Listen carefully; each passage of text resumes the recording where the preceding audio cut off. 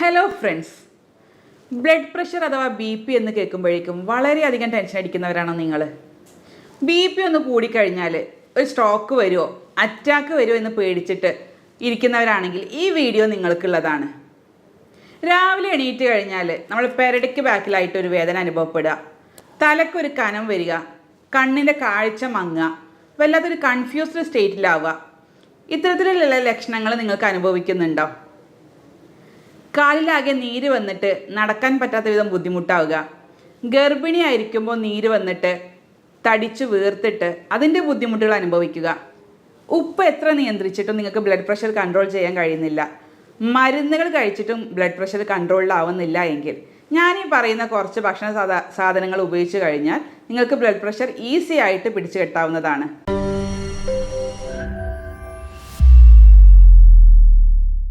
ഞാൻ doctor Shahala CH, doctor Basil Soumya hospital, Pandikkad, Malappuram ജില്ല. എന്താണ് ബ്ലഡ് പ്രഷർ? നമുക്കറിയാം, നമ്മുടെ ഹൃദയം ബ്ലഡ് പമ്പ് ചെയ്യുന്നു. അത് രക്തക്കുഴലുകൾ വഴി നമുക്ക് പല ഓർഗൻസിലേക്ക് ബ്ലഡ് എത്തുന്നു. ഈ രക്തക്കുഴലുകളിലൂടെ പോകുമ്പോഴുള്ള ഒരു ഫോഴ്സ് അല്ലെങ്കിൽ സമ്മർദ്ദമാണ് നമ്മൾ രക്തസമ്മർദ്ദം അഥവാ BP എന്ന് പറയുന്നത്. നോർമലി അതിൻ്റെ അളവ് 120/80 മില്ലിമീറ്റർ ഓഫ് മെർക്കുറിയാണ്. BP 120നും 140നും ഇടയിലാണെങ്കിൽ അതിന് പ്രീ ഹൈപ്പർ ടെൻഷൻ സ്റ്റേജ് എന്ന് പറയും. ഈ പ്രീ ഹൈപ്പർ ടെൻഷൻ സ്റ്റേജിലുള്ള ആളുകൾ ലൈഫ് സ്റ്റൈലിൽ മാറ്റം വരുത്തി കഴിഞ്ഞാൽ തന്നെ നമുക്ക് നോർമൽ ലെവലിലേക്ക് കൊണ്ടുവരാനാകും. ഇനി സ്റ്റേജ് 1 ഹൈപ്പർ ടെൻഷൻ എന്ന് പറഞ്ഞാൽ 140ന് മുകളിലും 160ന് ഇടയിലാണെങ്കിൽ അതിന് സ്റ്റേജ് 1 ഹൈപ്പർ ടെൻഷൻ എന്ന് പറയും. സ്റ്റേജ് 2 ആകുമ്പോൾ 160ന് മുകളിലാണെങ്കിൽ സ്റ്റേജ് 2 ആയി. കുറച്ച് ഡേഞ്ചറസ് കണ്ടീഷൻ ആവണമെങ്കിൽ ഒരു 180ന് മുകളിലാണെങ്കിൽ നമുക്ക് ഡേഞ്ചറസ് സിറ്റുവേഷൻ ആണ്. അതൊരു മെഡിക്കൽ എമർജൻസി സിറ്റുവേഷനും കൂടെയാണ്. എങ്ങനെയൊക്കെയാണ് നമുക്ക് ബ്ലഡ് പ്രഷർ മെഷർമെൻറ്റ് നടത്തുക? നമ്മൾ പല പേഷ്യൻസും നമ്മളോട് ചോദിക്കാറുള്ളത് നമുക്ക് BP റെഗുലറായിട്ട് നമുക്ക് വീട്ടിലിരുന്ന് ചെക്ക് ചെയ്യാൻ പറ്റുന്ന സംവിധാനങ്ങളുണ്ടോയെന്നാണ്. കാരണം സ്ഥിരമായിട്ട് അവർക്ക് ഹോസ്പിറ്റലിൽ പോയിട്ട് BP ചെക്ക് ചെയ്യാനുള്ളൊരു സംവിധാനം ഉണ്ടാവില്ല. അതുകൊണ്ട് BP വീട്ടിലിരുന്ന് കൊണ്ട് നമുക്ക് എങ്ങനെ ചെക്ക് ചെയ്യാൻ നോക്കാം. സാധാരണ നമുക്ക് ഡിജിറ്റലായിട്ടും അല്ലെങ്കിൽ മാനുവലായിട്ടുള്ള BP അപ്പാരറ്റസുകൾ അവൈലബിൾ ആണ്. അത് വെച്ച് നമ്മൾ കൃത്യമായിട്ട് മെഷർമെൻറ്റ് നടത്തുക എങ്കിൽ മാത്രമേ നമ്മൾ ആക്യുറേറ്റ് ആയിട്ടുള്ള ഒരു വാല്യൂ നമുക്ക് BPയിൽ കിട്ടുകയുള്ളൂ. BP ചെക്ക് ചെയ്യുമ്പോൾ നമ്മളൊരു സീറ്റിൽ ഇരുന്നിട്ട് നമ്മൾ കൈ പാരലായിട്ട് വെക്കുക. BP അപ്പാരറ്റസിന് പാരലായിട്ട് കൈ വെച്ചിട്ട് വേണം കഫ് കെട്ടാൻ. അതുപോലെ കാലുകൾ രണ്ടും സ്റ്റേബിളായിട്ട് നിലത്ത് വെച്ചിട്ട് വേണം BP ചെക്ക് ചെയ്യാൻ. പല ആളുകൾക്കും നമുക്ക് അറിയാം, വീട്ടിലിരുന്ന് ചെക്ക് ചെയ്യുമ്പോൾ BP നോർമലായിരിക്കും. പക്ഷേ ഒരു ഡോക്ടറുടെ അടുത്ത് ചെന്ന് കഴിഞ്ഞാൽ BP അബ്നോർമലായി കാണാം. അതിനെ നമ്മൾ വൈറ്റ് കോട്ട് എഫക്റ്റ് എന്ന് പറയും. മറ്റ് ചിലരിൽ നേരെ ഓപ്പോസിറ്റ് ആണ്. ഡോക്ടർ ചെക്ക് ചെയ്യുമ്പോൾ നോർമലായിരിക്കും, പക്ഷേ വീട്ടിലെത്തി എന്തെങ്കിലും മെൻ്റൽ സ്ട്രെസ് വന്നു കഴിഞ്ഞാൽ BP ആകെ അൺകൺട്രോൾഡ് ആയി പോകും. ഇതിന് നമ്മൾ മാസ്ക്ഡ് BP എന്നൊക്കെ പറയും. ഇത് എന്തെങ്കിലും ഒരു മെൻ്റൽ ടെൻഷൻ കാരണം അല്ലെങ്കിൽ സ്ട്രെസ്സ് കൂടുതലായത് കാരണമായിരിക്കും ഇത് വരുന്നുണ്ടാവുക. ഇതിനൊന്നും നമ്മൾ ഓടിപ്പോയിട്ട് മരുന്നെടുത്തിട്ട് കഴിച്ച് അതിൻ്റെ BP കൺട്രോൾ ചെയ്യേണ്ട ആവശ്യമൊന്നുമില്ല. ഒരു ഡോക്ടറെ കണ്ടിട്ട് എന്തൊക്കെ മാറ്റങ്ങൾ സ്വീകരിക്കേണ്ടത്, എന്തൊക്കെ ലൈഫ് സ്റ്റൈലിൽ നമ്മൾ മോഡിഫിക്കേഷൻ വരുത്തണം എന്ന് ആലോചിച്ചിട്ട് അതിനനുസരിച്ച് മാറ്റങ്ങൾ വരുത്തി കഴിഞ്ഞാൽ നമുക്ക് BP കൺട്രോൾ ചെയ്യാവുന്നതേ ഉള്ളൂ. എന്തൊക്കെയാണ് ഇതിൽ പ്രധാന വില്ലനായിട്ട് വരുന്നത്? നമുക്കറിയാം, നമ്മുടെ ഹൃദയത്തിന് വർക്ക് ലോഡ് കൂടുമ്പോഴാണ് ഈ ബ്ലഡ് പ്രഷർ കൂടി വരുന്നത്. നമ്മളെ ഭക്ഷണ രീതികളും നമ്മളുടെ ആഹാര രീതികളൊക്കെയാണ് ഇത്തരത്തിലുള്ള ബ്ലഡ് പ്രഷറിന് കാരണമാകുന്നത്. നമ്മളുടെ ഹൃദയത്തിന് കൂടുതൽ വർക്ക് ലോഡ് കൊടുക്കുന്നത് നമ്മൾ തന്നെയാണ്. നമ്മൾ അധികവും പുറമേ നിന്നുള്ള ഭക്ഷണമാണ് ദിവസേന കഴിച്ചു വരുന്നത്. അതിൽ സോഡിയത്തിൻ്റെ കണ്ടൻറ്റും വാട്ടർ കണ്ടൻറ്റൊക്കെ വളരെ കൂടുതലാണ്.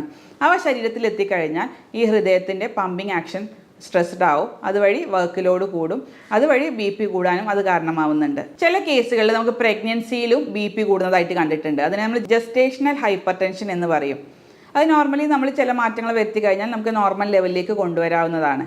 പക്ഷേ മറ്റ് ചില കേസുകളിൽ ചില പ്രഗ്നൻറ്റ് ലേഡീസിൽ അത് പ്രോട്ടീനൂറിയ, യൂറിനിലൂടെ പ്രോട്ടീൻ പോകുന്ന അവസ്ഥയിലേക്കും പിന്നെ നീര് വന്ന് അപസ്മാരം വരുന്ന അവസ്ഥയിലേക്ക് വരെ, എക്ലാംസിയ എന്ന് പറയുന്ന സ്റ്റേജിലേക്ക് വരെ എത്താം. അതൊരു മെഡിക്കൽ എമർജൻസി കേസുകളാണ്. അത് നമ്മൾ ഡോക്ടറുടെ ഉപദേശം തേടിയിട്ട് അതിനാവശ്യമായിട്ടുള്ള മരുന്നുകൾ സ്വീകരിക്കുക. BP ഉള്ള പല രോഗികളും നമ്മൾ മരുന്ന് എടുക്കണ ഡോക്ടറെ, മരുന്ന് എടുത്തു കഴിഞ്ഞാൽ എത്രത്തോളം അത് എത്ര കാലം കഴിക്കണം, ആജീവനാന്തം കഴിക്കേണ്ടി വരും എന്നൊക്കെ പല പേഷ്യൻസ് നമ്മളോട് ചോദിക്കാറുണ്ട്.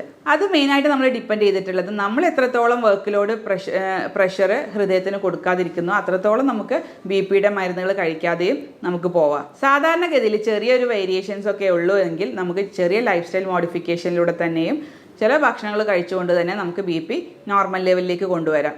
പക്ഷേ ചില മെഡിക്കൽ എമർജൻസി കേസുകളൊക്കെ ആണെങ്കിൽ നമുക്ക് ഡോക്ടറുടെ ഉപദേശം തേടിയിട്ട് അതിനാവശ്യമായിട്ടുള്ള മരുന്നുകൾ സ്വീകരിക്കേണ്ടി വരും. നമുക്ക് BP വളരെ പെട്ടെന്ന് കുറച്ച് കൊണ്ടുവരാൻ സഹായിക്കുന്ന കുറച്ച് ഭക്ഷണങ്ങളെക്കുറിച്ച് ഞാൻ പറയാം. അതിൽ ഏറ്റവും പ്രധാനപ്പെട്ടത് ബീട്രൂട്ട് ജ്യൂസാണ്. ബീട്രൂട്ട് ജ്യൂസിൽ ഒരുപാട് നൈട്രേറ്റ്സ് അടങ്ങിയിട്ടുണ്ട്. ഈ നൈട്രേറ്റ്സ് കൺവേർട്ട് ചെയ്തിട്ട് നൈട്രിക് ഓക്സൈഡായി മാറുകയും അവ നമ്മുടെ രക്തക്കുഴലുകളുടെ വികസനത്തിന് കാരണമാകുകയും അതുവഴി നമുക്ക് ബ്ലഡ് പ്രഷർ കുറയാനും അത് സഹായിക്കുന്നുണ്ട്. ബീട്രൂട്ട് ജ്യൂസ് വളരെ എഫക്റ്റീവാണ്.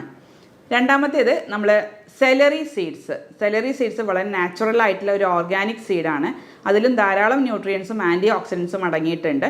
നമ്മുടെ ശരീരത്തിലുള്ള കൂടുതലായിട്ടുള്ള സോഡിയവും വാട്ടറും ഒക്കെ കൂടുതലായിട്ട് കിഡ്നി വഴി പുറന്തള്ളാൻ ഇത് സഹായിക്കുന്നുണ്ട്. അതുപോലെ തന്നെ നമ്മുടെ രക്തക്കുഴലുകളുടെ സ്റ്റിഫ്നെസ് കുറച്ച് BP കൺട്രോൾ ചെയ്യാൻ ഈ സെലറി സീഡ്സ് വളരെയധികം സഹായിക്കുന്നുണ്ട്. നമുക്കിതിൽ ഈ സെലറി സീഡ്സ് നമുക്ക് സ്റ്റ്യൂവിലോ അല്ലെങ്കിൽ സൂപ്പുകളിലോ അല്ലെങ്കിൽ ഇറച്ചി ഐറ്റംസിലൊക്കെ ആഡ് ചെയ്തിട്ട് നമുക്ക് ഡെയിലി കഴിക്കാവുന്നതാണ്. അതുപോലെ തന്നെ പ്രധാനപ്പെട്ടതാണ് നമ്മുടെ തണ്ണിമത്തന്, വാട്ടർമെലനിലെ റെഡ് പോർഷനും വൈറ്റ് പോർഷനും വളരെയധികം ന്യൂട്രിയൻ റിച്ച് ആണ്. കലോറി കുറഞ്ഞതുകൊണ്ട് തന്നെ ഇതിൽ തടി കുറയ്ക്കാൻ ഉദ്ദേശിക്കുന്നവർക്കും ഇത് വളരെയധികം ഹെൽപ്ഫുള്ളാണ്. തണ്ണിമത്തൻ്റെ വൈറ്റ് പോർഷനിലാണ് കൂടുതലായിട്ട് ഈ നൈട്രിക് ഓക്സൈഡിൻ്റെ കണ്ടൻറ്റ് ഉള്ളത്. അതുപോലെ നമ്മൾ സ്മൂത്തീസൊക്കെ തയ്യാറാക്കുകയാണെങ്കിൽ അതിന് റെഡ് പോർഷനും വൈറ്റ് പോർഷനും കൂടെ കൂട്ടിയിട്ട് നമ്മൾ സ്മൂത്തീസൊക്കെ തയ്യാറാക്കാൻ ശ്രമിക്കുക. അതിലുള്ള നൈട്രിക് ഓക്സൈഡും ഇതുപോലെ ബ്ലഡ് വെസൽസിൻ്റെ കൺട്രാക്ഷനെയും കുറച്ച് വികസനത്തിനാണ് അത് സഹായിക്കുന്നത്. അതുവഴി നമുക്ക് ബ്ലഡ് പ്രഷർ കുറയ്ക്കാനും അത് സഹായിക്കുന്നുണ്ട്. ബ്ലഡ് പ്രഷർ കുറയ്ക്കാൻ സഹായിക്കുന്ന വളരെ ഇമ്പോർട്ടൻ്റ് ആയിട്ടൊരു മിനറൽ ധാതു ലവണമാണ് മാഗ്നീഷ്യം നമ്മുടെ ബോഡിയെ അത്രത്തോളം റിലാക്സ് ചെയ്യിപ്പിക്കുന്നുണ്ട്.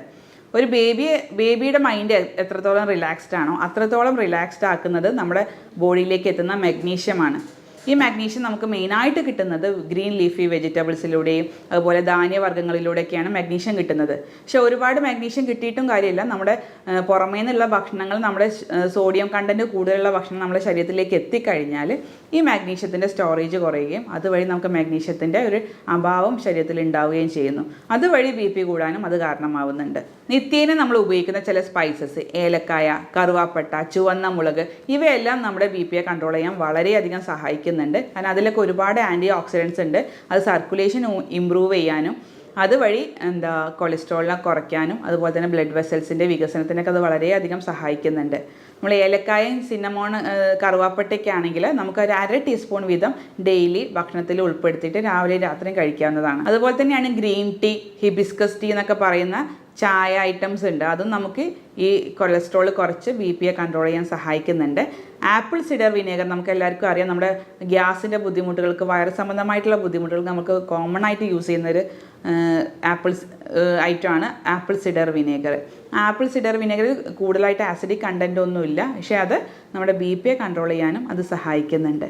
ഇത്തരത്തിലുള്ള ഭക്ഷണ രീതികൾ ഫോളോ ചെയ്യുന്നതിനോടൊപ്പം നമ്മൾ മാക്സിമം നമ്മളെ മൈൻഡിന് റിലാക്സേഷൻ കൊടുക്കുക, മൈൻഡിന് കൂടുതൽ സ്ട്രെസ്സ് കൊടുക്കാതിരിക്കുക, ആവശ്യത്തിന് ഉറങ്ങുക, ഒരു 6-7 മണിക്കൂർ ദിവസവും ഉറങ്ങുക. ഇത്തരത്തിലൊക്കെ ചെയ്ത് കഴിഞ്ഞാൽ തന്നെ നമുക്ക് BPയെ വളരെ പെട്ടെന്ന് തന്നെ കുറച്ച് കൊണ്ടുവരാൻ കഴിയുന്നതാണ്. നമുക്കറിയാം കിഡ്നി രോഗമുള്ള ഒരാൾക്ക് പ്രഷർ കൂടുതലാണെങ്കിൽ അവർക്ക് കിഡ്നി ഫെയിലിയറിലേക്ക് വരെ എത്താനുള്ള സാധ്യതയുണ്ട്. അതുപോലെ തന്നെ ഹാർട്ട് കംപ്ലയിൻറ്റ്സ് വരാനുള്ള സാധ്യത കൂടുതലാണ്. നെഞ്ഞ് വേദന, കിതപ്പ്, അതുപോലെ ശ്വാസം മുട്ടൽ, പിന്നെ സെക്ഷൽ ഓർഗൻസിലേക്കുള്ള ബ്ലഡിൻ്റെ ഫ്ലോ കുറഞ്ഞു കഴിഞ്ഞാൽ നമുക്ക് ഇറക്ടൈൽ ഡിസ്ഫങ്ഷൻസും ഉദാഹരണ കുറവൊക്കെ വളരെ കോമൺ ആയിട്ടൊന്ന് കണ്ടുവരുന്നുണ്ട്. അപ്പം അങ്ങനത്തെ ഒരു സാഹചര്യം വന്നു കഴിഞ്ഞാൽ നമുക്ക് BPക്ക് മെഡിസിൻസ് തന്നെ എടുക്കേണ്ടി വരും. അത് നമുക്ക് സാധാ ഫുഡ് ഐറ്റംസിലൂടെയൊന്നും നമുക്ക് കുറച്ച് കൊണ്ടുവരാൻ കഴിയില്ല. അല്ലാത്ത കേസുകളൊക്കെ നമുക്ക് വളരെ പെട്ടെന്ന് നമുക്ക് ഇത്തരത്തിലുള്ള ഭക്ഷണ പദാർത്ഥങ്ങളിലൂടെ കുറച്ച് കൊണ്ടുവരാൻ കഴിയുന്നതാണ്. BPക്ക് നമ്മൾ വളരെ എഫക്റ്റീവായിട്ടുള്ള മെഡിസിൻസ് നമ്മൾ കൊടുത്തു വരുന്നുണ്ട്. ഒരു രോഗിയുടെ ശാരീരികവും മാനസികമായിട്ടുള്ള എല്ലാ ലക്ഷണങ്ങളും നോക്കിക്കൊണ്ട് അവർക്ക് BP വരാൻ കാരണമായിട്ടുള്ള സാഹചര്യങ്ങളും കൂടെ കണക്കിലെടുത്തുകൊണ്ട് അവർക്ക് അനുയോജ്യമായിട്ടുള്ള ഒരു കോൺസ്റ്റിറ്റ്യൂഷണൽ ട്രീറ്റ്മെൻറ്റാണ് നമ്മൾ കൊടുത്തു വരുന്നത്. ഇതിന് യാതൊരു പാർശ്വഫലങ്ങളും ഇല്ല എന്ന് മാത്രമല്ല അത് ആജീവനാന്തം ഉപയോഗിക്കേണ്ട ഒരു ആവശ്യവും വരുന്നില്ല. കുറച്ച് കാലയളവ് കൊണ്ട് തന്നെ നമുക്ക് BPയെ വളരെ ഈസി ആയിട്ട് പിടിച്ചു കെട്ടാവുന്നതാണ്. അപ്പോൾ ഇത്തരത്തിലുള്ള നിങ്ങൾക്ക് BPയെക്കുറിച്ചോ ബ്ലഡ് പ്രഷറിൻ്റെ കൺട്രോളിങ്ങിനെ കുറിച്ചോ അതുമായി ബന്ധപ്പെട്ട ട്രീറ്റ്മെൻറ്റിനെ കുറിച്ച് എന്തെങ്കിലും സംശയങ്ങളുണ്ടെങ്കിൽ നിങ്ങൾക്ക് താഴെ കാണുന്ന വാട്സപ്പ് നമ്പറിൽ ബന്ധപ്പെടാവുന്നതാണ്. സ്നേഹത്തോടെ doctor Shahala CH, doctor Basil Soumya hospital, Pandikkad, Malappuram ജില്ല.